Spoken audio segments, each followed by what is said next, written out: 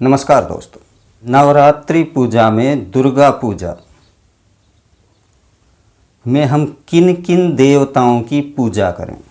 नवरात्र में दुर्गा पूजा हम जब भक्त करता है तो वो किन देवताओं की पूजा करे, ये सवाल भक्तों के मन में रहता है और भक्त पूछते हैं कि शास्त्र इसमें क्या सम्मति देता है कि हम दुर्गा पूजा किन किन देवताओं की करें। शास्त्र मत अनुसार प्रथम बात तो ये है दोस्तों कि शास्त्र को समझना हर किसी के बस की बात नहीं है।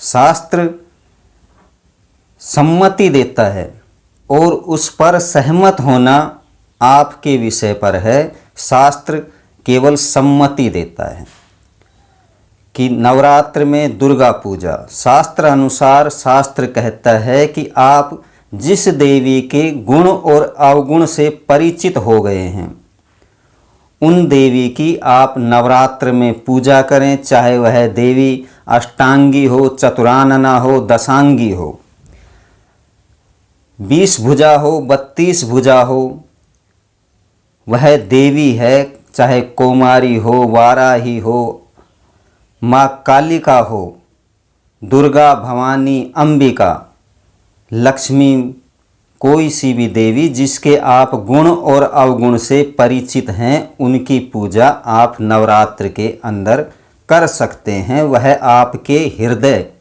आपकी आस्था और आपके विश्वास पर निर्भर है। लेकिन शास्त्र कहता है कि यदि आप दुर्गा पूजा कर रहे हैं तो आप दुर्गा के साथ भगवान गणेश, जो कि प्रथम पूज्य हैं और दुर्गा के पुत्र हैं, उनकी और भगवान भोलेनाथ अर्थात शंकर भगवान की पूजा जरूर करें। भगवान गणेश को प्रथम, ताकि जब आप घर पर जोड़े सहित पूजा करेंगे तो माता गणेश, दुर्गा और भगवान भोलेनाथ को वह भी आप अपने ज्ञान अनुसार, अपने देव अनुसार उनका स्थान दे सकते हैं। इसमें शास्त्र भेद होता है, कहीं कहीं शास्त्रों में बायांग और कहीं कहीं शास्त्रों में दायांग बैठाया गया है। इसमें कोई दोष नहीं है, आप बाएं और दाएं कहीं पर भी बैठा सकते हैं। भगवान हृदय में निवास करते हैं, बाएं और दाएं का कोई शास्त्र में उल्लेख नहीं है। दूसरी बात कि भक्त अपनी पूजा पद्धति में भक्त पर निर्भर है कि वह किन किन देवताओं की पूजा करता है। यदि उसके पास समय नहीं है, हृदय में देवता के लिए स्थान है, तो वह उसी हिसाब से अपनी पूजा करेगा। शास्त्र सम्मति से तो यदि वह पूजा करेगा तो 9 दिन तक उसे क्षण भर का भी समय नहीं मिलेगा दुर्गा की पूजा करते हुए। तो आप शास्त्र मत से लें तो शास्त्र गुरु पर आधारित है, शास्त्र शब्दों पर आधारित है और शास्त्र धर्म ग्रंथों पर आधारित है। हम केवल शास्त्र की सम्मति बताते हैं कि आप किस प्रकार कर रहे हैं, वह आप पर निर्भर है कि आप अपने गुरु के आधार पर कर रहे हैं या शास्त्र के आधार पर कर रहे हैं।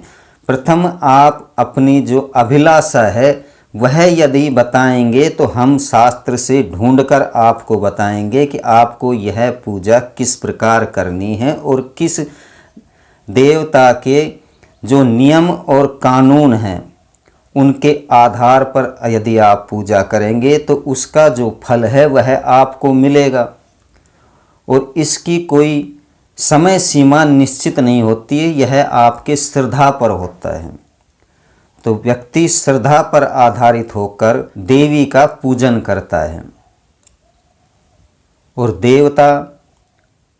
देवता का सीधा सा अर्थ है देवता, देवी, देवता की जो देते हैं और लेते केवल विश्वास और श्रद्धा और कर्म हैं। फल देवता जरूर देते हैं। आप यह शास्त्र सम्मत लेकर के पूजा करते हैं तो पहले शास्त्र को ढूंढें, उसके बाद में पूजा करें।